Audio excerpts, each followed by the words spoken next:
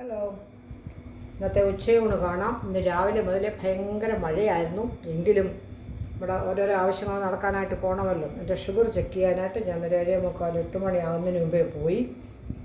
ഷുഗറൊക്കെ ചെക്ക് ചെയ്തു. കുഴപ്പമില്ല, നോർമലൊക്കെയാണ്. ഫാസ്റ്റിംഗ് ഷുഗറാണ് നോക്കിയത്. അപ്പോൾ മത്സ്യമുണ്ട്. അപ്പോൾ അവിടെ അയല പല പല മീനുകളുണ്ട്. ഞാൻ അയല പ്രിഫർ ചെയ്തു.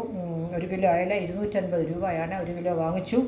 കുറച്ചെടുത്ത് ഫ്രൈഡ് ഫിഷ് റോസ്റ്റാക്കി ബാക്കി പകുതി ഫ്രീസറിൽ വെച്ചിട്ടുണ്ട്.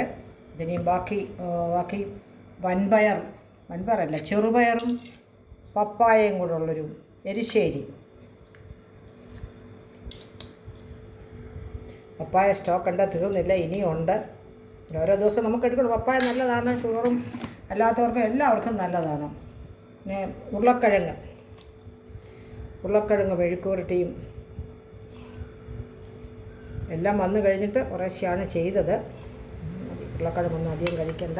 പിന്നെ നമ്മുടെ ഇന്നലത്തെ കാച്ചിമോരുണ്ട്, അതവിടെ ഇരിക്കട്ടെ, ലാസ്റ്റിലെടുക്കാം. പിന്നെ നമ്മുടെ ഫിഷ് റോസ്റ്റാണ്. ഫിഷ് റോസ്റ്റിൻ്റെ വീഡിയോ ഞാൻ എടുത്തിട്ടുണ്ട്, അത് സെപ്പറേറ്റ് ഇടും.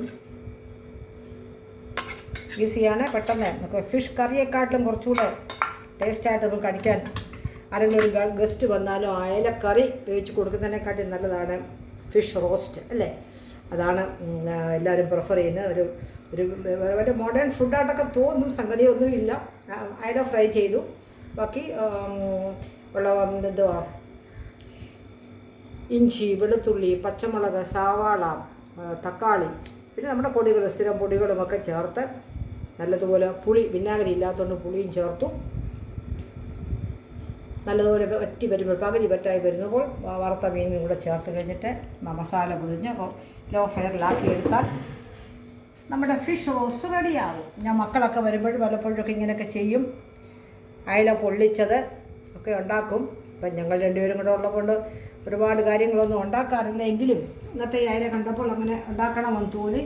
അപ്പോൾ നമുക്ക് ഭക്ഷണം കഴിക്കാം.